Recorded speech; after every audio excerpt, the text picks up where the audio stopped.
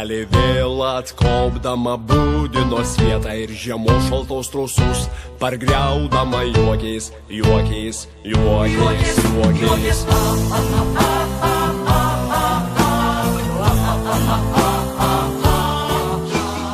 Donelaičio metai nėra tik literatūros minėjimas, tai yra klasiko minėjimas. Tai yra mūsų lietuvybės, lietuvių kalbos ir pirmojo tokio lietuvių kalbos politikos ženklo, tai yra rašymo, savo literatūros, savo kalba minėjimas. Donelaičio metais labai svarbu patiems suvokti, kas mums yra lietuvių kalba.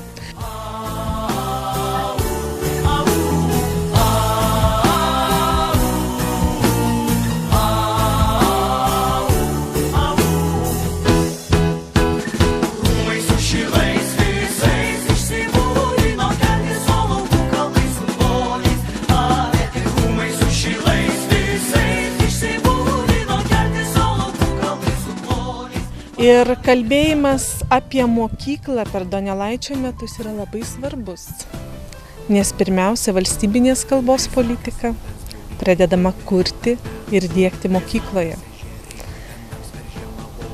Kai kurios dalykus atsinešame iš šeimos, bet daugumą nuostatų mes įgyjame mokykloje. Todėl svarbu, kad ne tik lietuvių kalbos mokytojai mokytų lietuvių kalbos, bet ir visi kiti mokytojai jos mokytų, jaustų atsakomybę, kad ji išliktų, ji būtų tinkama ir taisyklinga.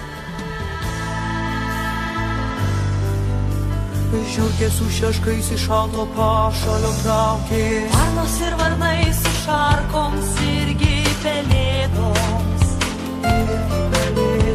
Pelė su vaikais ir kurmiai šilumą gyrė. Ir vabalai, uodai su kaime neglusų.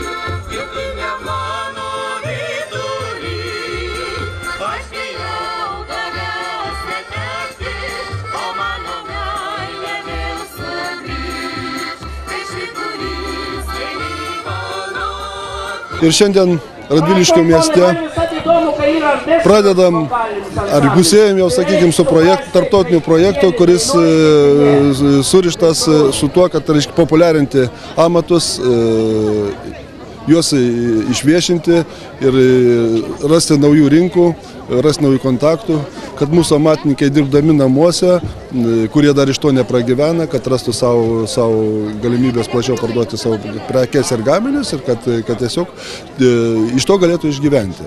Kaip žinia, kaimo vietoviai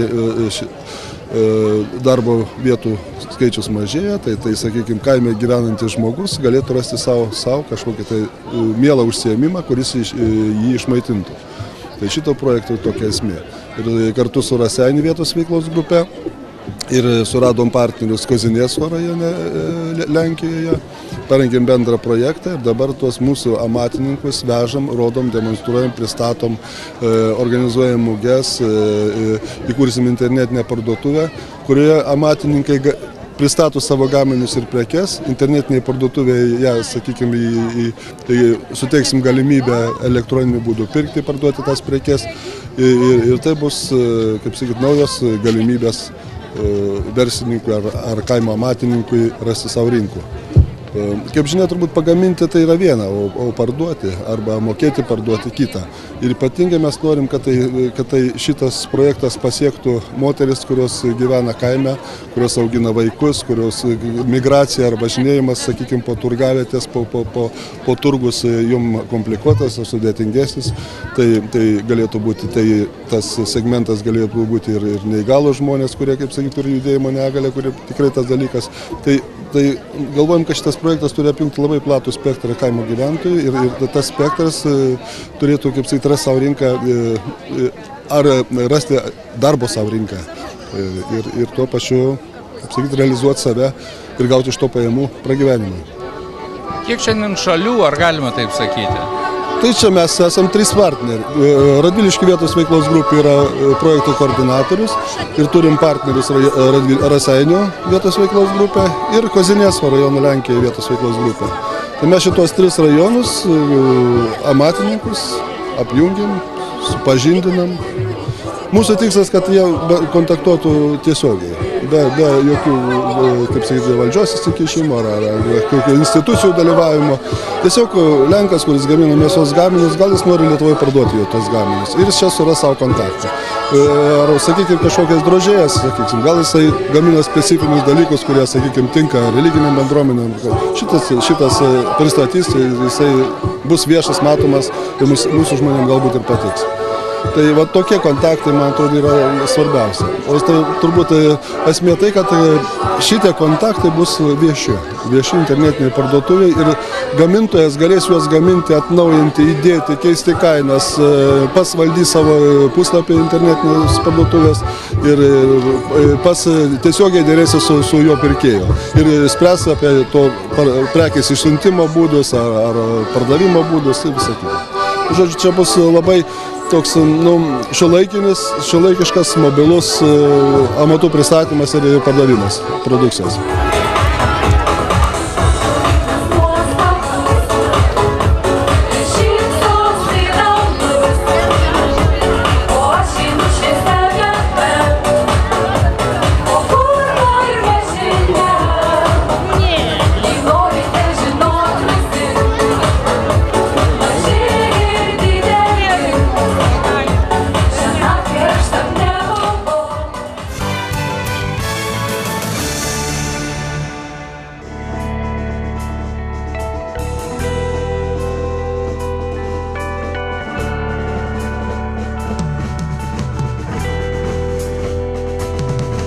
Kai mūšis baigęs ir aplink tyla, kaip plėnim virsta visa, kas brangu. Prie seno alko protėvių šaukios, išgirst jų balsą ir įgaut jėgų. Nei ugnis, nei vanduo kelio nepastos, kol plaka širdis mūs, kol viltis gyva. Vėliau mūsų, kurį kruvinam kovos lauke, mūs tėvynę kvieti grįžt atgal pas tave, vėl pakilt ir kovot, kol akių šviesa išblės, vardan savo tautos, vardan savo garbės.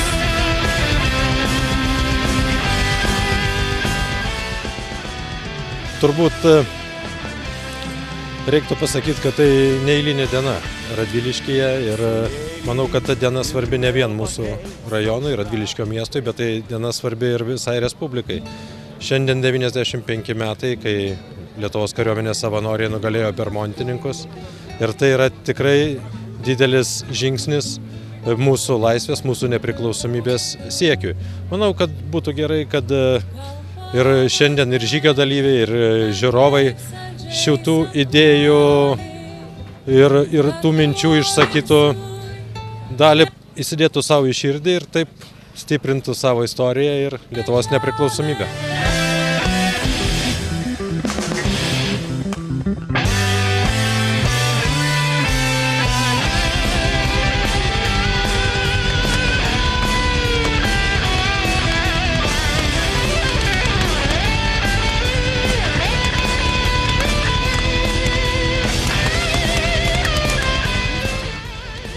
iš tikrųjų viskas pavyko, kaip planavom. Skirtingai nuo prieš 4 vykusius metus rekonstrukcijos, šiemet, matėte, naudota buvo kavalerija, žirgai, šarvuotis buvo panaudotas. Tai iš tikrųjų padarė pergalę žymiai įdomesnė, patrauklesnė, patį reginį. Tikrai reginys gražus akiai. Koks jausmas patiems dalyvauti tokioje mūšio rekonstrukcijoje? Tai vienas iš būdų pajusti tai, ką darė protėviai, seneliai, proseneliai 19 metais, pavyzdžiui. Interaktyvus būdas pažinti, žengti tos pačius žingsnius. Tai iš tikrųjų yra hobis. Dabar iš dalyvaujančių, tai iš kur yra tų aktorių atvykę dar šiandien? Dalyvauja klubai iš Lietuvos, Latvijos, Estijos ir Lenkijos. Žadėjau anksčiau dalyvauti iš Baltarusijos, bet negaliu patvirtinti, ar dalyvauja. Tai žodžiu, tai tie klubai, kokia tų klubų veikla? Tai jie interaktyviai pristato savo šalies istoriją piliečiams. Ir klubai svečio teisėmis važinėja vieni pas kitus kviečia ir vieni kitiem padeda. Nes iš tikrųjų surinkti didelį kiekį žmonių, dėvinčią tokią aprangą, ekipuotę yra be galo sunku. Dabar iš kur gaunat visus reikmenis, palapinės, maišus, aprangas, kas padeda? Iš tikrųjų yra fabrikai, kur gamina, siūna, bet daug dalykų gamina patys kariai, entuziastai. Ir siūna diržus, petnešas. Žodžiu, ir patys daug darbo įdėdate? Taip.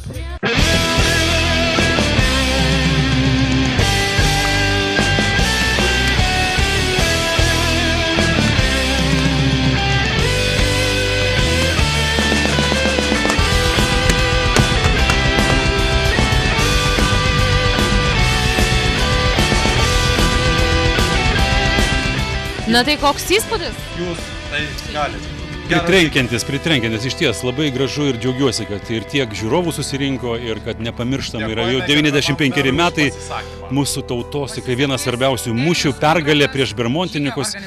Ir aš čia sveikindamas žygeivius prieš išlydėdamas juos į šiandien į naktinį žygį, tikrai prisiminiau ir tokią aliuziją, atkreipiau dėmesį į tuos žalius žmogeliukus, kurie dabar yra telkiami ne Lietuvos kol kas teritorijoje, bet iš ties tas pavojus yra labai labai realus. Taigi tos kovinės dvasios demonstravimas, savęs išbandymas ir tokiuose žygiuose, ir tokiuose inscenizacijose mūšių yra labai gera pamoka, tai yra gera treniruotė ir, žinot, yra patarlė tokia, kad jeigu tu nori, reiškia, taikos, ruoškis karui.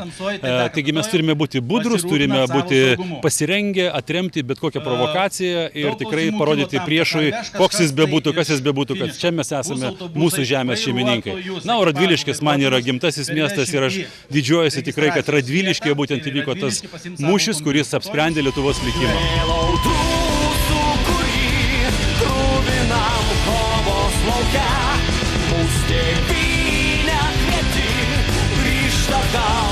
Pas tave,